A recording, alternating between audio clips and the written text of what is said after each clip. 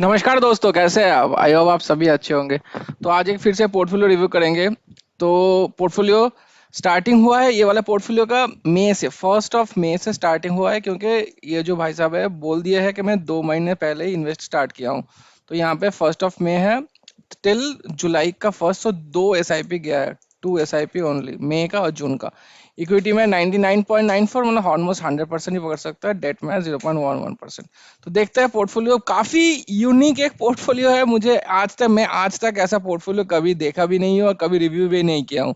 तो ये बहुत ही एक अनोखा पोर्टफोलियो रिव्यू होने वाला है, तो एंड तक देखिए। तो इस पोर्टफोलियो में बस दो फंड्स है, बस शुरू होते होते ही खत्म हो गया। दो फंड्स है, दोनों ही देखिए कितना रिस्की फंड्स है। Small cap 250, Motilal Oswal micro cap 250, बस खत्म, और कुछ नहीं है।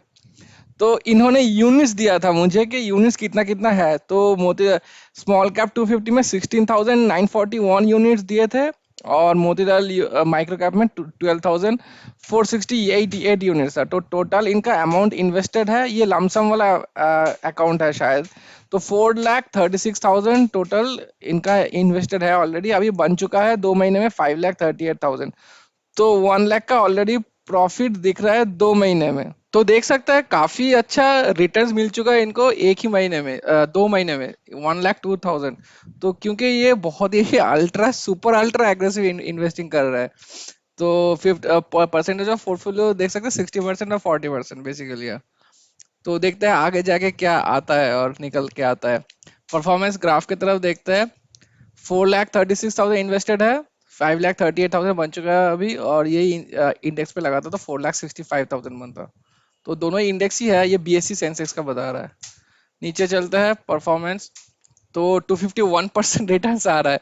तो ये ऑब्वियसली मेंटेनेबल नहीं है ये, क्योंकि अभी हम लोग बुल मार्केट में है। एवरीडे मार्केट हाई पे हाई मार मार रहा है, इसलिए इतना हाई परसेंटेज आ रहा है 2 महीने का। इन्फ्लेशन एडजस्ट करके 247% है। एक्चुअल रिटर्न्स मिल चुका है इनको 1,02,000, और इन्फ्लेशन एडजस्ट करके 98,000। एब्सोल्यूट रिटर्न्स ऑलमोस्ट ऑलमोस्ट 1/4 अपना पोर्टफोलियो का रिकवर कर चुका है। तो काफी इंप्रेसिव लग रहा है अभी भी, लेकिन क्या ये सस्टेनेबल है आगे जाके, वही देखेंगे हम लोग। नीचे आता है एक्चुअल रिटर्न्स, देखिए 59,000 और 42,000, और एब्सोल्यूट परसेंटेज जो रिटर्न्स है 22% इसका मिला है HDFC निफ्टी स्मॉल कैप का, और निफ्टी माइक्रो कैप का 24% मिल चुका है absolute returns. Number of funds है 2, जो कि कंसेंट्रेशन के हिसाब से काफी कम है। तो देखेंगे पोर्टफोलियो का क्या नतीजा निकल के आता है। उसके पहले गाइस डिस्क्लेमर, मैं सेबी रजिस्टर्ड एडवाइजर नहीं हूँ। जो भी मैं डिस्कस कर रहा हूँ वीडियो में आपके एजुकेशन पर्पस के लिए है, और कुछ नहीं। और ये कोई फाइनेंशियल एडवाइस नहीं है। कुछ भी चेंज करना हुआ तो खुद के डिस्क्रिप्शन में चेंज कीजिए। और वीडियोस पसंद आए तो गाइस तो लाइक कर दीजिए। लाइक आप लोगों की लाइक फ्री है, दिक्कत नहीं है, तो लाइक कर दीजिए। और सब्सक्राइब करना मत भूलिए। एवरीडे मैं एक व्यूअर का पोर्टफोलियो रिव्यू करता हूँ अपने चैनल पे। तो अगर आप लोग भी अपना पोर्टफोलियो रिव्यू करवाना चाहते हो तो कमेंट सेक्शन में शेयर कर सकते हैं। नीचे चलते हैं। ये देखिए कैपिटलाइजेशन की तरफ देखते हैं। 0%, 0% इन लार्ज कैप। यार पहली बार देख रहा हूँ मैं ये। मिड कैप 51%, स्मॉल कैप 48, 52 और 48।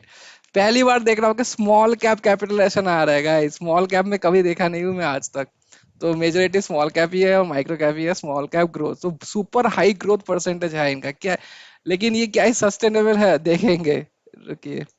इंडस्ट्रियल्स में है 23%, फाइनेंशियल में 16, और कंज्यूमर डिस्क्रिप्शनरी है 14। इसका डिफरेंस 9% है, जो कि ठीक ठाक है। और इसका थोड़ा ज्यादा एलोकेशन हो गया इंडस्ट्रियल्स एक ही सेक्टर में, अराउंड 20% रहता है तो ठीक रहता है। अच्छा, उसके बाद 14% है मटेरियल्स में, हेल्थ केयर में 8.4, टेक्नोलॉजी में 7.86। टेक्नोलॉजी फिलहाल अभी अच्छा कर रहा है। तो छठे पे आते आते 8% मेंटेन कर रहा है, जो कि लगभग सही बोल सकते हैं हम लोग। अभी चलते हैं कौन कौन सा कंपनीज लिया हुआ है स्टॉक्स।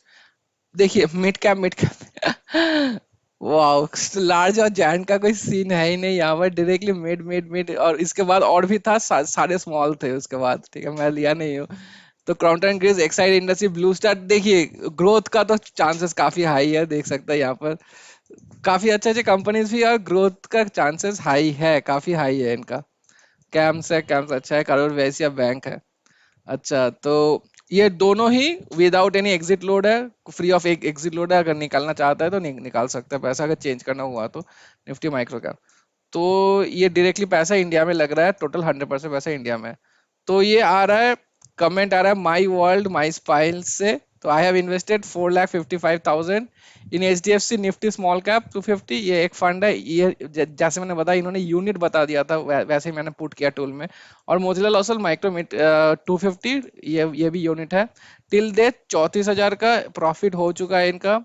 34,000 का प्रॉफिट कैसे हुआ मुझे पता, ये शायद ये मैं 2 महीने पहले जो लिया था, वो मैं लिया था मई से, मई के स्टार्टिंग से। ये कमेंट आया था मुझे शायद अप्रैल में, ये शायद अप्रैल या मई में कमेंट आया था। तो 1 महीना, 1 डेढ़ महीना पहले ही ये कमेंट आया था जो मैं आज रिव्यू कर रहा हूँ। तो तब तब से लेके वहां तक उनको 7.35% हुआ था शायद।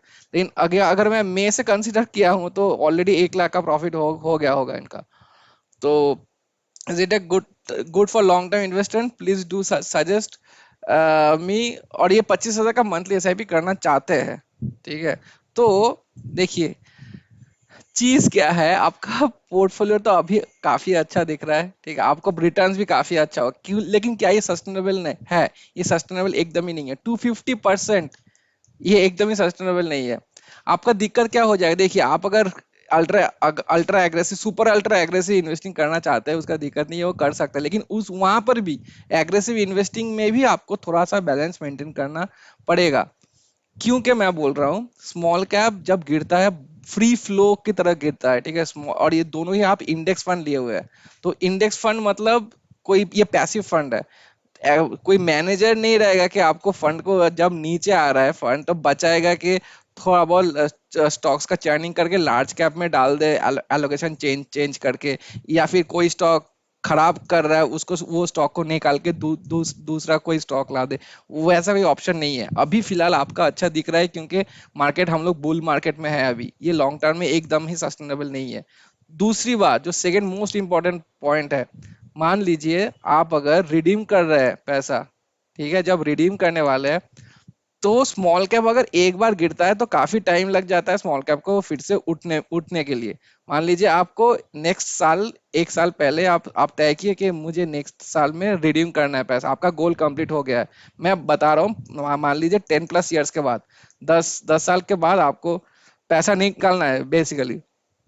तो आप 1 साल से पहले ट्राई कर रहे हैं कि निकालने के लिए उस, बट आप देख रहे हैं कि मार्केट एकदम बियर मार्केट चल रहा है अभी, तो क्या करेंगे आप? पैसा निकाल ही नहीं पाएंगे तब। हम लोग large flexi cap, large cap, mid cap क्यों रखते हैं कि हम लोग का पास थोड़ा ऑप्शन रह जाता है कि ठीक है स्मॉल कैप अभी गिर रहा है, 3 4 फंड्स रखते हैं हम लोग, 1 2 3 4। मान लीजिए ये वाला स्मॉल कैप है, स्मॉल कैप एकदम नीचे गिर रहा है तो हम लोग फ्लेक्सी कैप से, मान लीजिए मैं 5 लाख रुपए चाहिए, 5 लाख रुपए मैं फ्लेक्सी कैप से निकाल लूंगा, लार्ज कैप से 10 लाख रुपए निकाल लूंगा, ऐसे करके थोड़ा बहुत रिडीम कर सकते हैं हम लोग। नहीं, अगर फ्री फ्लो में नीचे आ रहा है कोई कोई सेक्टर, कोई मार्केट कैपिटलाइजेशन, जैसे स्मॉल कैप और माइक्रो कैप लेकर रखे, आपको रिडीम करने का आपको मौका नहीं मिलेगा। तो ये काफी दिक्कत वाली चीज है। तो मेरे सजेशन में आपको क्या करना चाहिए, आप जैसे बताया फिर 25 के मंथली इन्वेस्टिंग करना चाहते हैं, एक लीजिए आप फ्लेक्सी कैप, ठीक है, थोड़ा बहुत बैलेंस बनाइए आप अपने अपने पोर्टफोलियो में। दूसरा लीजिए एक मिड कैप का एलोकेशन रखिए। तीसरा रखिए जैसे आप रखे हैं कि स्मॉल कैप का जो इंडेक्स है, स्मॉल कैप इंडेक्स। और चौथा आप वैसे ही रखिए जैसे आप रखे हैं माइक्रो कैप इंडेक्स। यहाँ पे रखिए एटलीस्ट 30% पैसा, यहाँ पे रखिए एटलीस्ट 20% पैसा। बाकी दोनों में बाकी 50% आप डिवाइड कर सकते हैं। एटलीस्ट 4 फंड में ऐसे करके आपका रिडीम के टाइम आपका काफी इजी हो जाएगा आपके लिए। नहीं तो इसमें आप रिडीम के टाइम मतलब एग्जिट मारने में, मार्केट को एग्जिट करने में बहुत दिक्कत हो जाएगा आपका। नहीं तो आपका पैसा फंस सकता है काफी सालों के लिए। मान लीजिए कि आपको रिटायरमेंट के टाइम आपको पैसा चाहिए, लेकिन इतना मार्केट गिरा हुआ है तब तो आपका निकालने का बहुत दिक्कत हो जाएगा। तो गाइस मैं, मेरा यही सजेशन है, ऐसा कोई इन्वेस्टिंग अगर करता है कि बस 2 ही फंड्स लेके रखे हैं और दोनों इतना हाई रिस्की फंड्स, तो मेरा सजेशन होगा कि ऐसा मत मत जाइए, ऐसा पोर्टफोलियो मत बनाइए। अगर एग्रेसिव इन्वेस्टिंग करना भी है आपको तो एग्रेसिव में थोड़ा बहुत पैसा मिड में लगाइए, तो या फिर थोड़ा फ्लेक्सी में लगाइए, कोई सेक्टरल फंड लीजिए। सेक्टरल फंड में भी भर भर के लार्ज कैप का स्टॉक्स रहते हैं, आपको मैं डायरेक्टली बोल नहीं रहा हूँ कि डायरेक्टली आप लार्ज कैप उठा के बैठ बैठ जाओ या फिर इंडेक्स निफ्टी 50 के इंडेक्स में लगाओ, वो ऐसा भी नहीं बोल रहा हूँ। एटलीस्ट थोड़ा सेक्टरल फंड में लार्ज कैप रहता है, मिड कैप में थोड़ा लार्ज कैप रहता है, फ्लेक्सी कैप में लार्ज कैप रहता है। तो उन सब का मिक्सचर करके फिर अपना स्मॉल या माइक्रो कैप इंडेक्स वगैरह या फिर एक्टिव फंड्स ले सकते हो। लेकिन डायरेक्टली ऐसा ऐसा इन्वेस्टिंग करना is very very risky and it is not recommended at all, big no for from me at least. तो गाइस, वीडियो पसंद आए तो लाइक और सब्सक्राइब कर दीजिए ऐसे वीडियोस देखने के लिए। इंफॉर्मेटिव वीडियोस मैं एवरीडे एक व्यूअर का पोर्टफोलियो शेयर करता हूँ। और thank you for watching, have very good day.